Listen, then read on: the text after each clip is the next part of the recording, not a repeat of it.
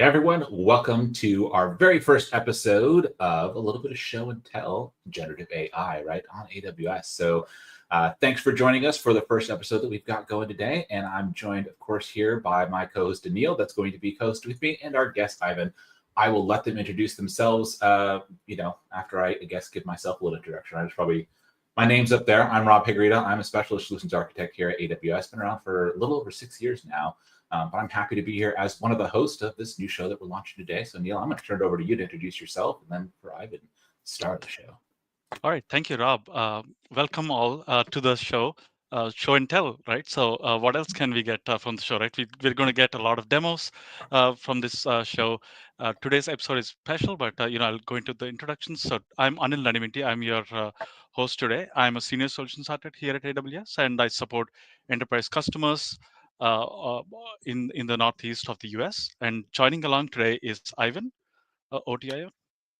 Hey folks, my name is Ivan. I'm currently a senior technical trainer with AWS. Prior to my current role, I was in AWS ProServe or professional services, working as a ML engineer for solid 2.5 years. And as I've transitioned to my current role, I've carried through my passion and love for AI and ML. So today we're going to talk about some fun stuff with some of the innovative models. But before we get there, I have a question for Rob. You said you're a specialist. Yeah. So what do you specialize in, Rob? I actually specialize in efficient compute and a little bit on Very containers cool. and serverless now. Yeah, so not ML or AI. So Cool. Awesome. yeah, no, I thought it was interesting, right? For everyone, right, your current title for you, Ivan, right, is you're a technical trainer lead, right? So you do a lot of the training aspects for things for AWS. You want to talk a little bit about that? Because I think that's an interesting title, and I love training stuff. It's one of my passions too. That's why we Yeah. doing shows and stuff too, is to help people learn. Yeah, absolutely. So throughout my career working consulting and then in professional services, which again was consulting, I was always really interested in learning and helping others upskill, and that was always kind of somehow the side project for me. So when I made this transition to this current role, I decided to just full throttle pursue that passion for helping others upskill and really helping others not to need me as much as they may have had that need in the past. So helping people learn how to build following best practices, what tools to use, how these services integrate with each other. And I work with a variety of customers across many different industries, as well as our internal teams to help us develop different labs for the customers to work through different content, helping customers prepare for certification exams. We have various exam prep products and skill builder. So it's a role that's really rich with various experiences, but it always involves working with the customers. And when we have new content such as today's, right? So you get Yes. to the bottom of it to understand what it is about, and then impart that knowledge to your people who are watching your episodes or even your training sessions. Yeah, absolutely. And Anil, I'm always really interested in the stock market and whatever's happening there. So I saw about $1 trillion of value in stock market just drop in a day, and I was like, this could be interesting. Let's see what this is all about. And that kind of led me down the path of exploring DeepSeek a bit further, and specifically being interested in, okay, how can you actually use this on AWS? Because as we'll talk about here shortly, it's a massive model, so it's not something you may want to run on your laptop. You need the cloud to run these types of models. So it really led me down the path of, okay, what are different ways in which you can host this model before AWS released direct support for it. Excellent, right? So so today's episode is about diving deep on DeepSeek, right? So, and we're also going to Yes. take a very close look at how to deploy the models on AWS and what AWS Mhm. has to offer to be able to get these models out, right? But before we go into all the details, let's understand about DeepSeek, right? So let's maybe talk about what's so special about DeepSeek here. So there are actually various aspects that are quite unique and special about DeepSeek. There's a certain level of mystery involved around it as well. So maybe we can talk through some aspects that are maybe a bit questionable first, just glaze over those, and then focus on some of the things that are breakthroughs. So what is DeepSeek? It's an AI startup that really is sponsored and managed by this massive hedge fund based out of Hong Kong.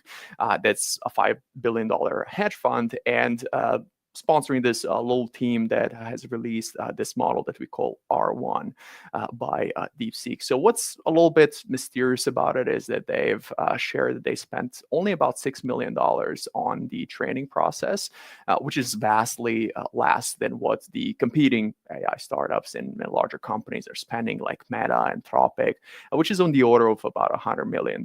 So we're talking about almost 95% cut in a span. So that caught the imagination of everyone right away. And as well as that, they've shared that they use some chips that are not the latest generation of chips. There is a specific kind of chip that NVIDIA makes that are called H800s that are not as performant as H100s, that they're specifically developed for the Chinese market. So supposedly, this startup was using H800s and not a huge number of them to train this model, which again is something that is kind of debated in the AI community, whether it's true or not, and things that we necessarily don't want to spend too much time on because they're not facts necessarily. That's where people disagree on. So I'd rather have us focus on some of the things that are factual, that are really innovative and breakthroughs about this model. And maybe we can talk about the training process and what's interesting about the training process here first. So DeepSeek used the different kind of policy as part of the training process that estimates what is going to be the optimal action to take as part of the reinforcement learning. It's called the GRPO, which is a group relative policy optimization. Instead of the more standard process, the PPO, the proximal policy optimization that has been used by other competing organizations previously. And GRPO was pretty innovative in a sense that it fully eliminated this function that was a separate model predicting the advantage estimation, and that led to substantially lower memory footprint, and lower costs of training that model. So that is something that they've described in their paper that was pretty unique and pretty interesting, really frugal of them to take that approach. And then perhaps something else that really stood out as part of the training process is that they didn't rely on CUDA as much. CUDA is NVIDIA's programming language that allows us to take advantage on a higher level of the low-level hardware. And CUDA is very frequently used by AI folks to take advantage of the GPUs very easily. But what DeepSeek has done, they've used CUDA for some of the general GPU programming, but then they also, for certain special functions, critical functions, they've bypassed CUDA altogether, and they went directly to the low-level language, kind of like imagine doing assembly programming using NVIDIA's PTX, which allowed them to unlock much greater savings. Imagine that took a little bit of time, right, to like figure that out, to go through. Like I remember having to do assembly a long time ago, and it's not something that I love in any way, shape, or form in having to program. So, but it's kind of interesting, right, to be able to, like you said, to bypass things. That's the normal way to make it be as efficient as it is, because that's kind of the key differentiator, right? Like that's like why you start off with the little bit of a stock tanking item on that drastic change there. So very cool. Right. So by bypassing CUDA and just going directly to PTX, they were able to optimize how the memory is utilized. They were able to improve the instruction scheduling and parallelize the execution. There's a wide set of benefits that unlocked, and that was something that was likely the product of the situation that they were in, that they supposedly didn't have access to the cutting edge hardware, so they were in a way forced and to take that path. And as we know, the the dire need is the mother of invention. So this Mhm. was a great way for them to accomplish their task while not taking the traditional, the most likely path to get there. So there are multiple models that Yeah. I think got released at the same time, right? So there is a huge Yes. model, the 670 billion model, and then there are smaller models. So Mm-hmm. there is difference between those models. So let's understand a little bit about those as Sure. well, right? So these are like half a terabyte, close to half a terabyte models. Yeah. Right? So if we were to run these, we may not be able to run them on a laptop or a server, right? Because we need a lot of essential compute as well as memory, right? And Mm-hmm. GPUs. Yeah, absolutely. And that brings us to the inference, right? Part of what is interesting about it. So perhaps the most interesting part when you get to the inference is that this model is open sourced. And that is quite unique because it oftentimes takes substantial funding to make these things happen. So organizations are oftentimes reluctant to open source them, but DeepSeek has done it. So we have access, to your point, Anil, to the weights of the model and quite a bit of understanding of how the model was produced. To your point, yes, there is the original model is quite large. 671 billion parameters, and we can find some of that information on the Hugging Face page for this particular model that I'm currently on. So if you scroll further down to some additional information about the model, we can see what you just mentioned, 671 billion parameters. And something else that is very, very interesting about this model is also shown on this page, which is that out of those total 671 billion parameters, there are about 37 billion parameters that are activated as part of the inference. So that makes utilization of this model really, really efficient, and by the extension, really cost effective because we don't need as much infrastructure to run this. Now, the way that this is achieved is not necessarily as innovative. It is based on the mixture of experts architecture, where there's multiple models involved, and depending on what type of a prompt is being sent and what tokens are being processed, different experts may get engaged to generate the response. However, even though this approach has been introduced and pioneered by Mixtral, a French startup, with their Mixtral model that was Mixtral 87B model. What they accomplished was not as extensive because their model was about 47 billion parameters in total, and they were activating about 13 billion parameters out of those 47 or so. So that, if you do a quick math on that, let's say we are gonna divide 13 by 47, that is about 27.6% of the parameters that are being utilized.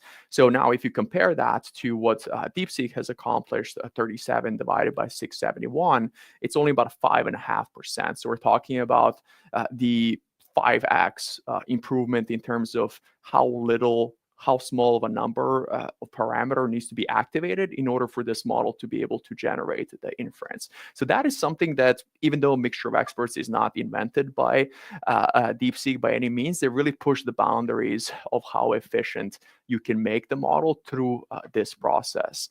And of course, through prompt engineering, we oftentimes talk about a very effective prompt technique called chain of thought, where we instruct the model to think about how to approach the problem. So this is really baked into the model itself. As you interact with it, as you present it with difficult problems, it's going to think through how to solve that problem and approach solving it instead of just right out of the gate try and give an answer that may be incorrect. So those are some of the things that really stand out from the inference perspective.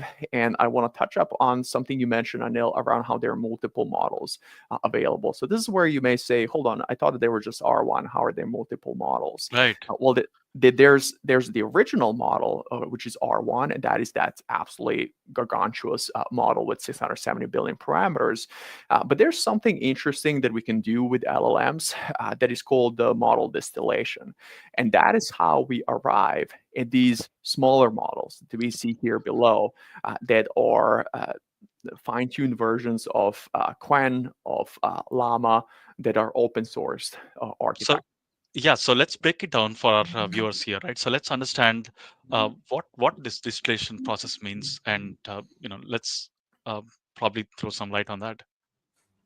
Sure, sure. So the distillation process is looking to select a really large model that is highly competent, that we refer to as the teacher model, and then a much smaller model that is not as evolved, that we call a student model. And the goal as part of distillation is to transfer as much knowledge and behavior from the teacher model to the student model. How do we accomplish that?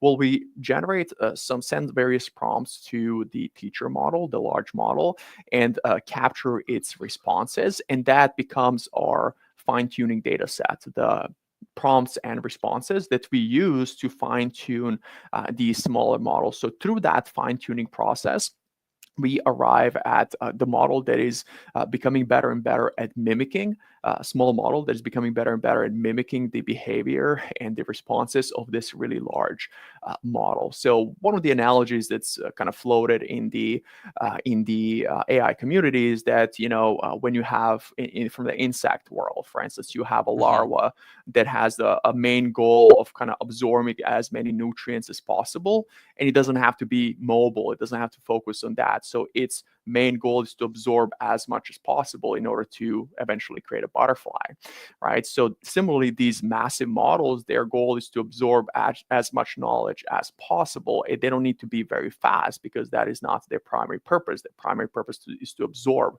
as much of the knowledge as possible. And then through the distillation process, you go from the larva to a butterfly. You go to a model whose main purpose is to be very fast, to be very mobile, very easy to use, and try to retain as much of that knowledge from the larger model. Excellent, right? So yeah, so that's the idea about those smaller models, right? So they're Yep. specialized in the way that they serve the usage, right? So maybe one of them is special in coding tasks, right? So Mhm. something like that. Yeah, exactly. And that's the benefit of the smaller models, is not only can you transfer the knowledge through distillation, but you can also additionally fine tune in one particular domain. So a model who is maybe not as evolved in medicine or in law can be fine tuned on that specific data set to help it become more effective in those domains. Excellent. And before we go into the demo and so on, right? So let's also debunk the cost involved in Mhm. training, right? So it's said that the training costed around less than 6 million, where comparable Yep. models costed tens of millions, right? And let's debunk that. Let's understand what happened there, and maybe throw some light on Mhm. that as well, right? Yeah, yeah, absolutely. And I touched upon this a little bit earlier. The reported number is reported by DeepSeek, and we can take their word for it or not. The situation that they're in, given where they're located, they really should only have access to H800s chips from NVIDIA, which are specifically designed for the Chinese market. But what they've accomplished really seems to stem from the latest, most cutting chips that are H100s.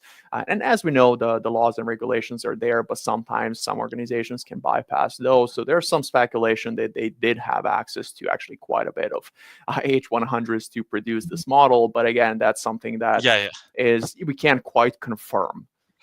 And then the R1 model was trained on other base models, right? It's like Yeah, V3 and exactly. R10, right? So there is like Yep. training that was already involved, and the cost is already involved in that training process Mhm. already. Exactly, and that's something that is an ongoing story between organizations like OpenAI and DeepSeek, where OpenAI believes that their models were utilized in creating R1, and that's strictly against their licensing terms, which is pretty interesting since they utilize all of YouTube and internet to create their models in the first place. But hey, once you have the model, no one can use it from that point on, I guess. Yeah. Definitely gets to be one of the interesting things, right? We know that like as these models evolve and as different things happen with them, of course it's gonna like there's gonna be borrowing from things, right? There's going to Yeah. be a little bit of there's gonna be influence from each iteration of it that hopefully does make an improvement to it so that it does lower that overall cost eventually. and changes kind of things. I think this is kind of the first step to showing a little bit of that, art of possible, right, and improving that and decreasing the power efficiency and things that are reliant on it. So it's definitely an interesting thing to see, and it's interesting, just overall, like you said, the speculation that goes behind it. I'm not going to go into it, or anything, but it's there, right? Like you can go read it and see what the speculation is online, but it just poses a great, like, a little shift already, what we consider, not early on in generative AI, right? Because right. But for mainstream, like after a year's worth, it's a pretty decent change to things on what we saw long term, what it was looking like to where we are now. Excellent. Yeah, absolutely. So shall we take a look at what we can do with it? I think we should get to the show and tell, the show part, I guess, right? We've done the tell part. Now That's we're going to do a little bit of the show and get into we flipped it around. Yeah, we did. We did the tell and show, but that's okay. Right. As long as we get to both components, right? Exactly. So let's talk about maybe what is the latest that's available on this topic from AWS. AWS has released the support in both SageMaker and Bedrock directly for R1, and this was the days after I've been playing with it and explored other opportunities and other approaches. So let's briefly talk about how AWS offers R1 more natively now, and then that will guide us to what are some other ways to run it, interact with it as well, which I used initially. So AWS has published this blog post on January 30th, where it shared the support for R1 directly in Bedrock and SageMaker service. Now, as we'll come to find, SageMaker is the primary mechanism, carrying the workload of both Bedrock and itself, but you can interact with R1 directly in via both services. So how may we go about doing that from Bedrock more natively? We can go in the management console. We can navigate to the Bedrock service. And in the Bedrock service, we can take a look at the marketplace. And within the marketplace, we'll be able to see the model catalog, and that's where we'll find various models that are available via Bedrock, whether they're available in serverless fashion or if they need to be deployed through SageMaker and then can be consumed via Bedrock there. So if you just search for R1 here, we should be able to find this model, and then maybe let me search for DeepSeek instead. Right.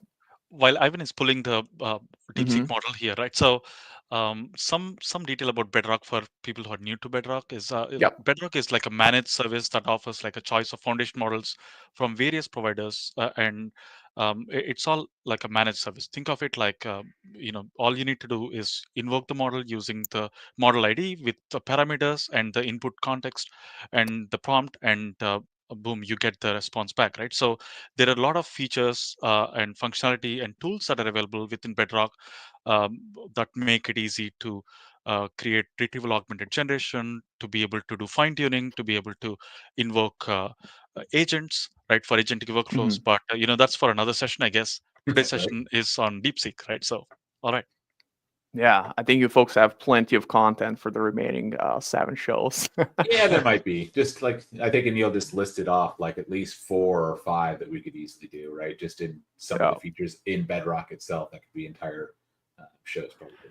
Yeah, that's the thing. You can create so much storytelling and content around any of the 230 plus services that we have. So with Bedrock here, the way that is described in the blog post that got published a few days ago, you can directly go into the Bedrock marketplace, and from the model catalog, you can find DeepSeek R1, and you can go ahead and deploy it.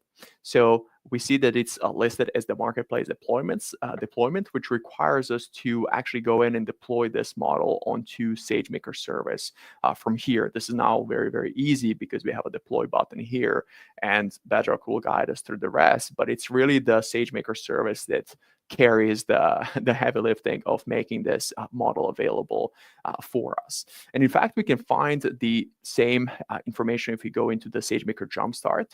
So I'm going to navigate back into the US East 1 region where I do the bulk of my building. And if I go to SageMaker AI service here next, and I enter the SageMaker Studio, we'll be able to find the R1 there as well, and then the rest of the work will be done from that point on as well.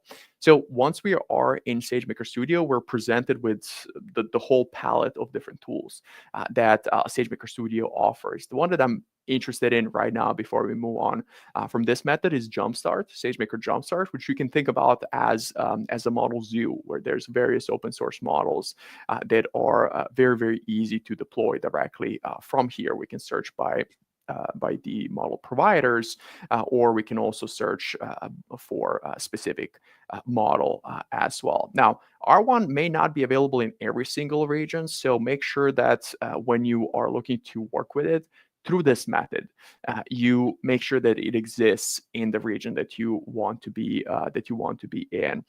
On the other hand, the approach that I explored before this support in SageMaker Jumpstart and Bedrock came out are actually another way of consuming the distilled model in Bedrock, and another way of consuming that model via SageMaker service, which interestingly enough, you can extend to any other open source models. And you also don't have to rely on a particular region. You can do this in any of the regions that support SageMaker service. So maybe let's take a look at the SageMaker approach first, and then we'll circle back to Bedrock and see what's this other way of interacting with this model there. So for folks who are tuning in late, right? So we're looking at multiple ways to deploy the DeepSeek model on AWS, and Ivan is walking us through the different deployment patterns that are available and choices that are available for us.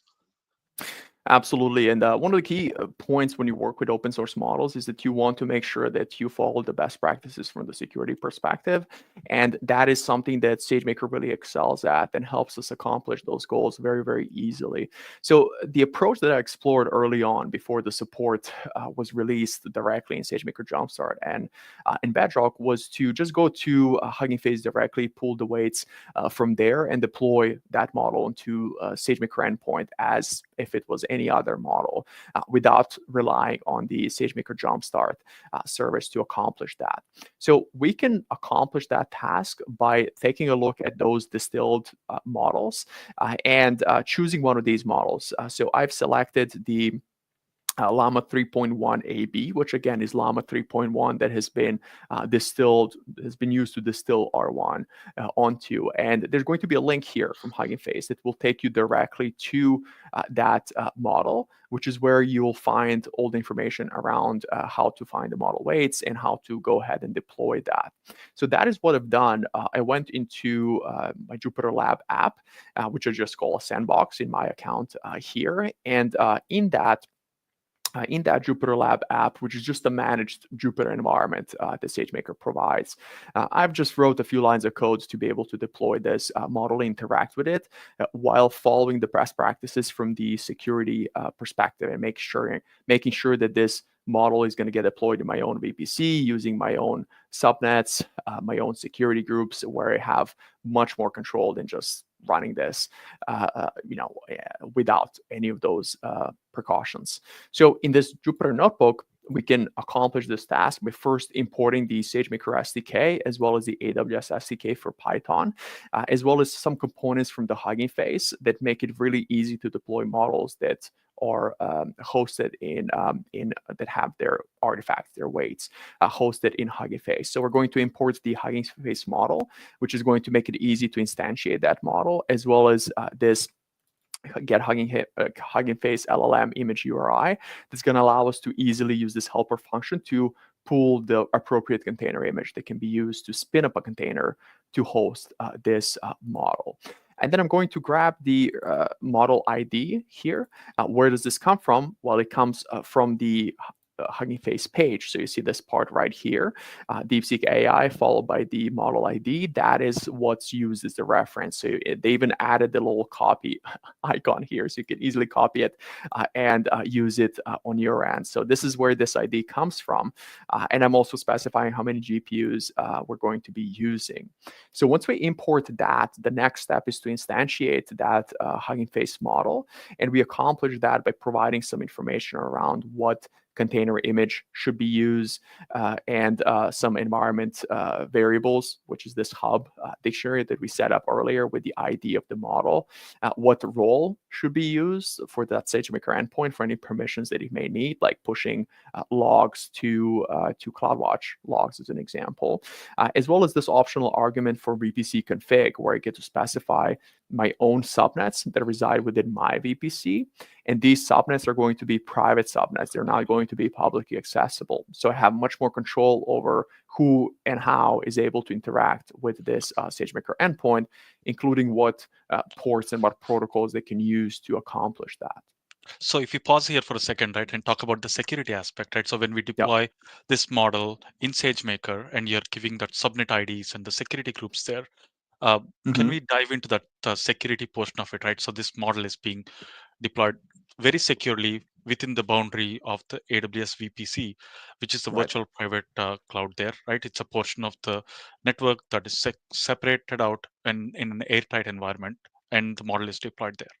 Correct? Exactly. And you as a customer, you are in full control over how that VPC is designed, what routes are in the route table that impact these subnets, what rules or security groups that are going to be attached to that instance, which rules are in the network access control list that are associated with the subnet. So you have quite a bit of a control over the environment that this runs in, which is always a great a great way to explore some of these more speculative open source elements, just because you have various layers of security that protect you from potentially this starting to make some calls back to the mothership and leaking certain things in any way imaginable. So this way we have full control of the environment and making sure that we are deploying this model in a secure way.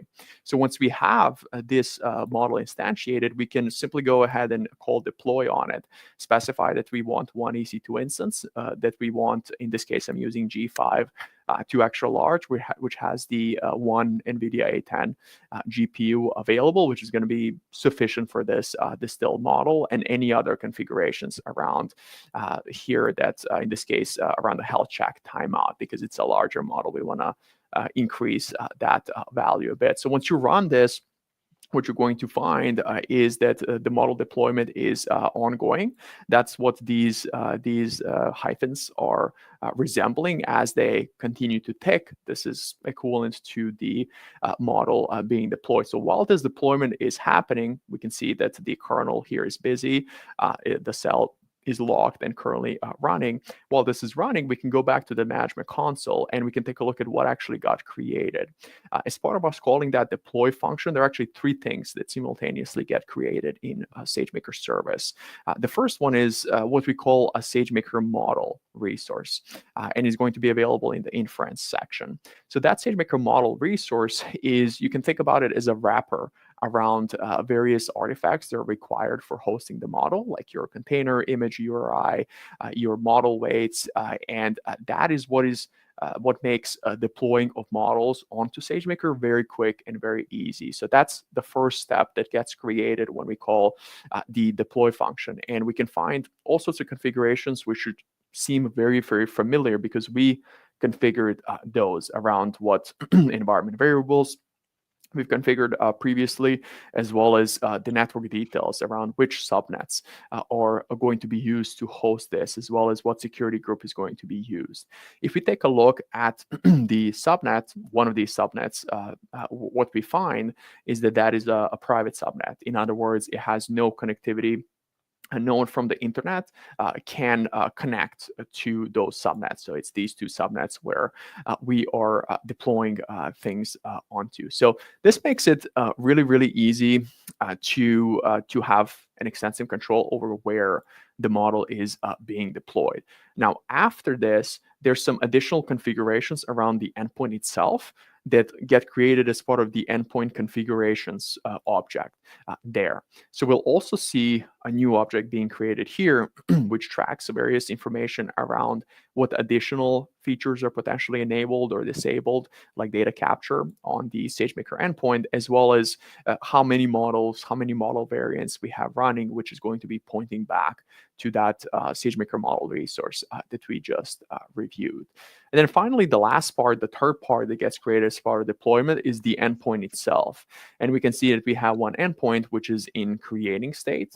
And in that endpoint, once it becomes available, we'll be able to see various utilization metrics around the CPU utilization, memory utilization. This instance has GPU, so we get GPU utilization metric as well as a pointer to the logs in CloudWatch logs.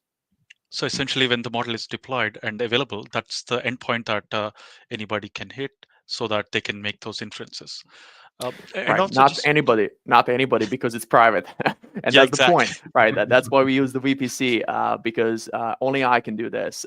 No one else, right, outside of my VPC can do this, and that's the primary goal of using some of these additional configurations. Because keep in mind, you don't have to specify your VPC, your subnets, your security groups. That's optional with SageMaker, but you want to go through that exercise anytime you're deploying models, because it puts you in a better state of control.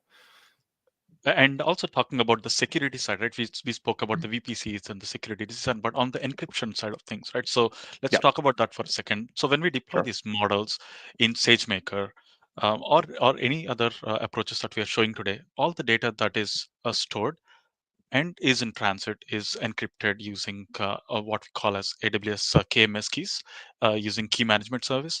And you can also bring your own custom managed keys, right? Customer managed keys, so that you can completely encrypt with any data that's being deployed, including the model itself, using those customer management keys.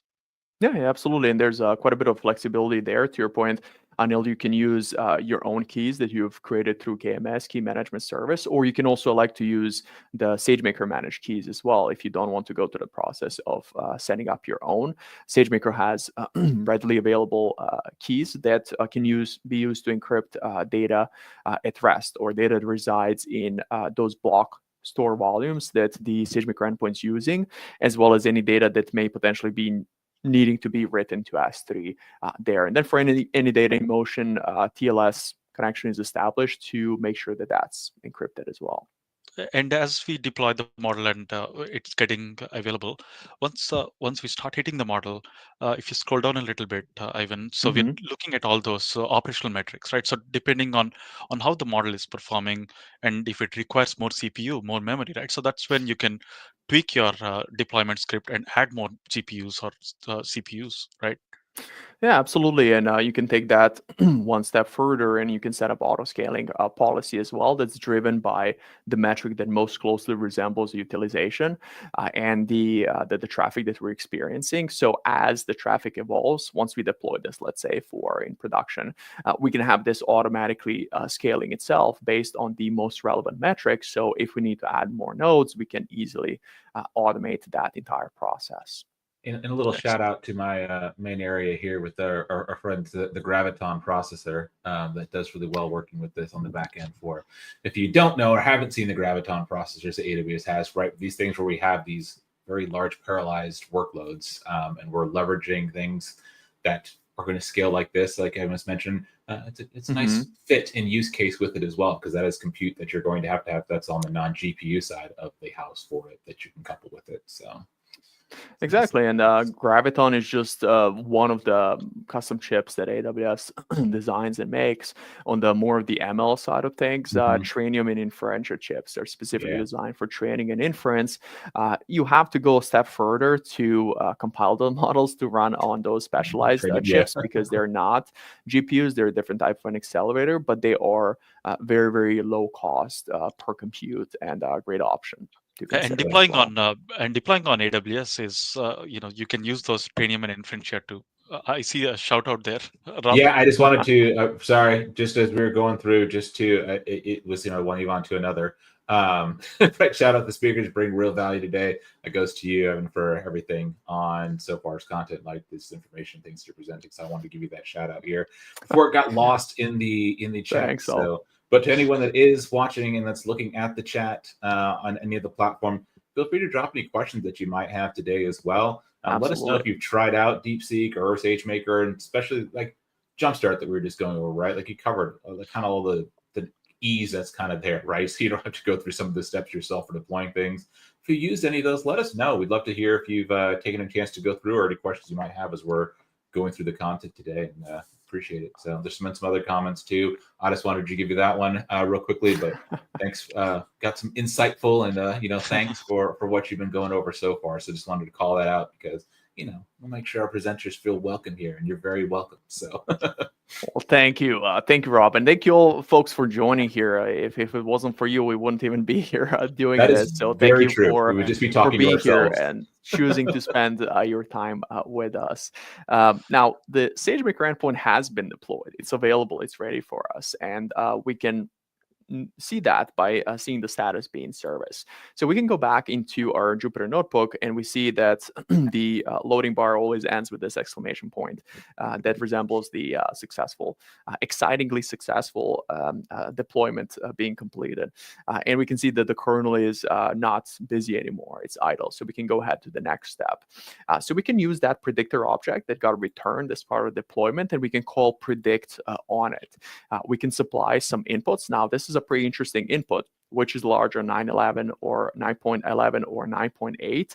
And the reason this is interesting is because it used to really trip up models last year. And as models are not always great at math, some of the cutting edge models were tending to gravitate towards saying that 9.11 is greater than 9.8, which for us humans is easy to tell that that is this incorrect. one and another question, right, where we asked number of R's in strawberry, and then the models always kept getting wrong on that.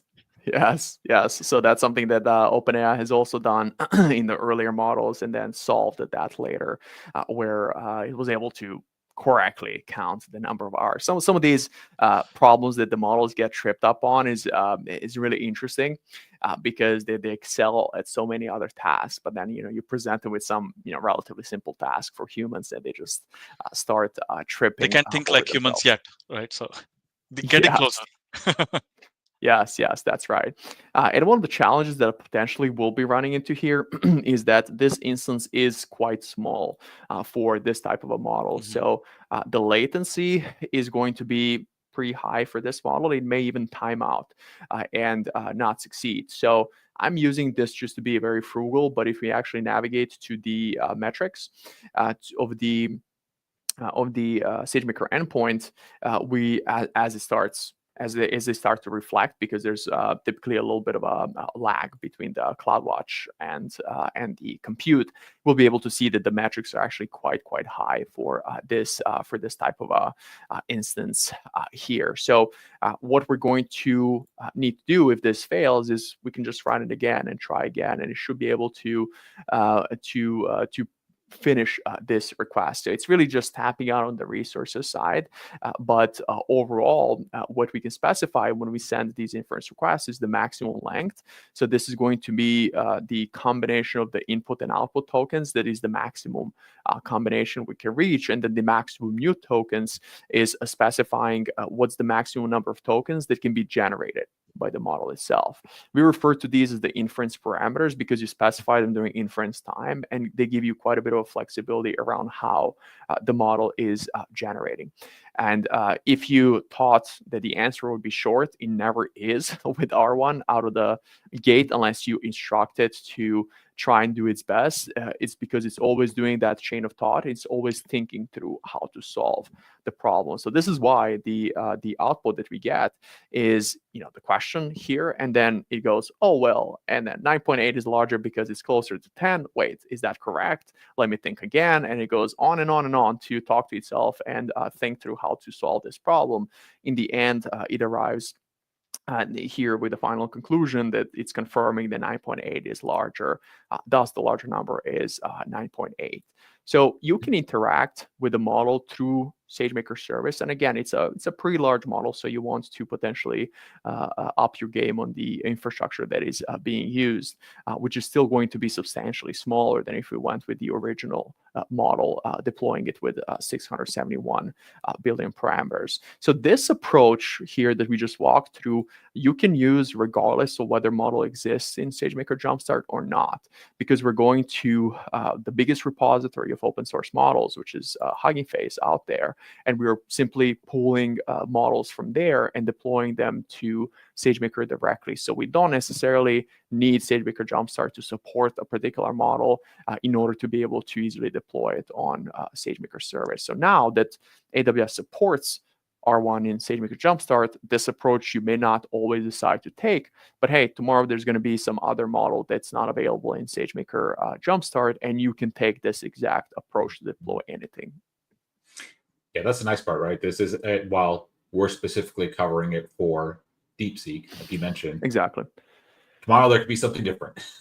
Exactly. So, tomorrow it'll be R2, and Right. and that will not be supported. So it's an effective approach to do what you need to do regardless of what's supported within SageMaker Jumpstart. It shows like the flexibility, right, of the service in itself, just the ability to be able to leverage these and get what you kind of need into it to do what you want to do. So nice flexibility and capabilities there.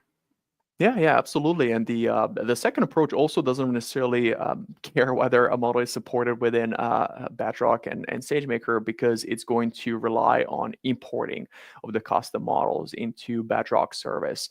And that's going to be very frequently useful for us because many of these models that get distilled, they get what is used to perform the distillation on top of is some sort of very common architecture like Llama or Mistral, and those sets of architectures are supported for importing models into Bedrock. So there's a page in the documentation that specifically walks through how you can import a customized model into Bedrock, and you can see this feature is currently supported only in 2 regions in US West. US West 2 or Oregon region, and US East 1 or Northern Virginia region. And specific model architectures are supported. So the model has to be based on the Mistral, Mixtral, Flan, or Llama models in order to be compatible with this import feature. So we just talked about how the R1 was distilled onto various Llama architecture, which is going to mean that it's going to be very easy for us to import that distilled model. So this is the second approach we are looking at, right? So the first approach is a SageMaker, and the second one is to be able to use Bedrock and the custom model import feature that is supported for certain architecture types. Exactly. And unlike with SageMaker service, where we used a particular Hugging Face model class, which during the deployment was dynamically pulling weights from Hugging Face, with the custom model import in Bedrock, you need to have weights available in S3. So I went ahead and I cloned the repository that has the weights, and I went and uploaded the weights in S3 into one of my S3 buckets so that I can instruct Bedrock to just import the model from there. So you have an extra step involved there. You can follow this process with the SageMaker as well. In fact, it may even be desirable to load the weights into S3 first and then perform the deployment, because what that would also allow you to do is to enable the network isolation mode of SageMaker service, where SageMaker basically locks any requests that are heading out of the outside of the VPC and outside of those containers to be blocked. So that approach wouldn't necessarily work with what we walked through earlier, because we're pulling during deployment, pulling weights from Hugging Face. So that connectivity needs to be in place. But if we went just like we did with Bedrock and loaded the weights into S3, we will be able to use something like a VPC endpoint for S3 to be able to just pull the weights and deploy the model without having to open up connectivity regardless of how controlled it is. There will be no connectivity out to the internet whatsoever. So using Bedrock service, we can go to in the foundation model section to the imported models. And you can see that I have one model imported, but how would you actually go about and do the model import? It's very easy, very straightforward. I can just walk you through the steps here. You would give it some name just like I did. You can choose VPC settings. So again, you have control over how and where this is deployed. Give that import job, which is going to be a batch job, some name, and then proceed to specify where the model weights reside in S3. And this is where I would specify my S3 bucket that contains the weights of this distilled model. Aside from that, like Anil mentioned earlier, with in the SageMaker context, you do have quite a bit of control around which encryption mechanisms are being used, regardless of which of these services you're utilizing.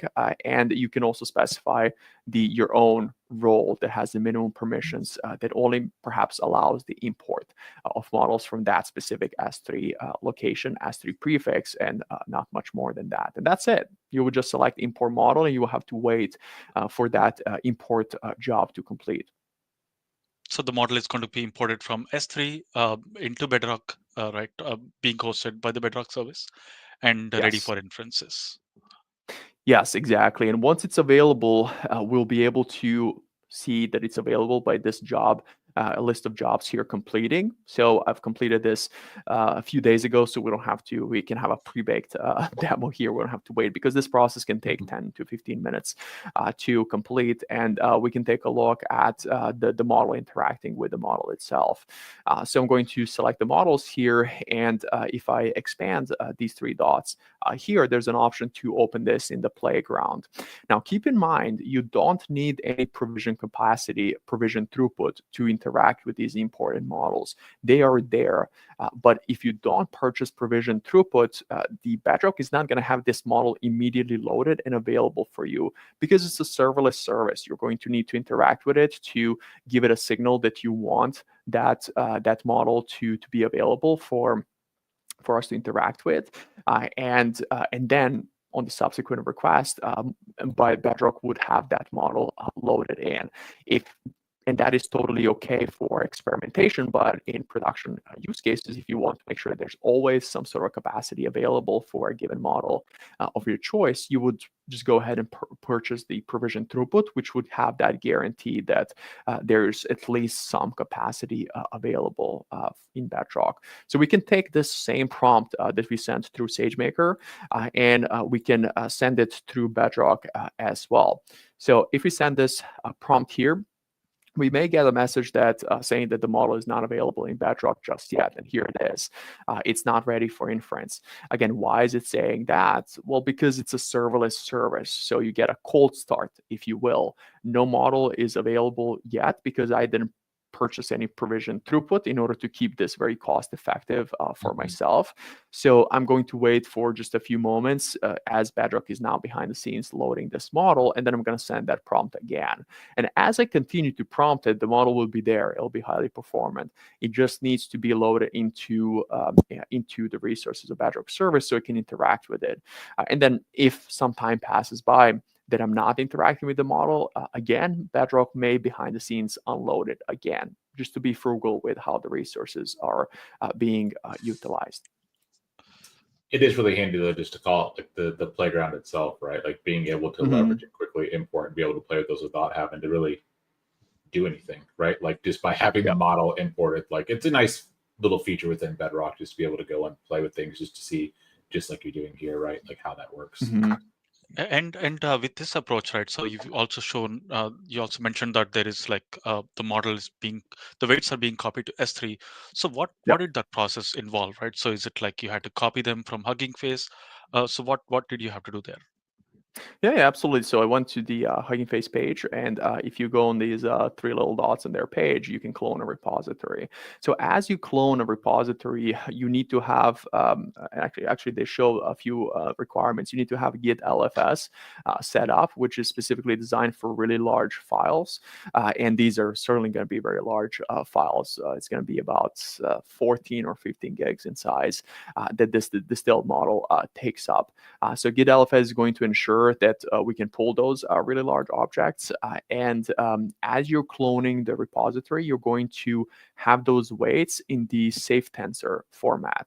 safe tensor format for serializing the models was created by Hugging Face, and it was designed as an alternative to some of the previous formats that we've serialized the weights in, like pickle format, that has known vulnerabilities, where as part of the model loading, some of the code can be inadvertently, malicious code could be potentially executed without us realizing. So safe tensors format went through the lengths of eliminating that potential threat, while at the same time making the whole process of serializing and deserializing models much more efficient than it was previously with the pickle format. So it's as simple as just cloning a repository, pushing, copying those model weights into S3, and then kicking off that Bedrock import job. Excellent. Okay, so let's go ahead and run this again, which is larger. And again, it could take some time to load this again. It's going to keep asking us to try a request again. And there's no designated amount of time in the documentation itself that this may take. So when I was working with this earlier, it took maybe about 3 to 4 minutes. Now it may take 5 to 6. It just really depends. In a similar fashion to when you interact with the Lambda functions, if you use Lambda service before, if you don't interact with Lambda in some time, you may experience a slower start, greater latency with that first request. Now, Lambda functions are pretty lightweight components compared to these monsters right here, which are really, really large. So it takes much more time to set up a warm start for some of these really large models than it does for a small Lambda function that maybe has 128 megabytes of memory footprint. Yeah, and if you're experimenting, this approach works. But if you're an enterprise and you want to have your model readily available, that's the approach where you get provisioned throughput, and then the model is always available. It's warm, it's ready to serve and provide the responses for all the inference requests. Yeah, exactly. And the error message here points us directly to the documentation where it talks about this particular issue. So I'll paste that in the chat here for you folks, as well as this Hugging Face page that of the base model itself. So I'll go back here if you folks would like to explore this in a bit more depth. And then if you decide that you like to explore more how the model import works and what are the supported architecture, I'll include that link in the chat as well. Now, finally, when it comes to the new approaches of hosting R1 directly through Bedrock Marketplace and directly through SageMaker Jumpstart, this blog post is going to do a really good job with the walkthrough of how that can be used and how that can be set up there. So let's just maybe another time go back here, since we have just a few minutes left, and run this and see if it goes through. Perhaps it's not loaded. It also depends on what time of the day you're interacting with Bedrock, since there's sometimes bigger strain on the service at certain times of the day. Yeah, and just to add, we have seen two of the approaches today, right? So there are two more approaches, at least. Like one of them is to directly leverage the chips, right? So the Inferentia chips and Trainium chips, to be able to deploy them on those, on the EC2 instances, and then use those chips. But that's when you want to really host that big model. And the other approach is to utilize EKS, Elastic Kubernetes Service, and really utilize the EKS to deploy those models and make it available. Yeah. And while Anil was talking about AKS, Bedrock felt self-conscious, so it was decided to work here. So, here it is. I just said, let me think. Actually, I'm able to think now. So it was able to think and generates the response. You can see it's pretty quick. In Bedrock, you also get some latency metrics and the counts of tokens input and output as well, which can be interesting when you do model evaluations. Yeah. And now that the model is available, right now we can keep asking questions. Exactly. You could keep asking it other things. Only unfortunately, we're pretty much out of time today already. Like you mentioned, I think we talked before, right? We're like, oh, we'll get started. We'll go and see how long it takes us to get us through an hour of stuff. And we blew through today's hour very quickly because we had a lot of stuff to cover, right? Just a lot of interesting things between, like I said, using SageMaker, Bedrock, like the configuration, the import process, all the different things that go along with it, which today we're all really primarily going on to DeepSeek, but as you mentioned, can be used for other models as well, and for helping you leverage it in the long run, I think. So Thank you for everything.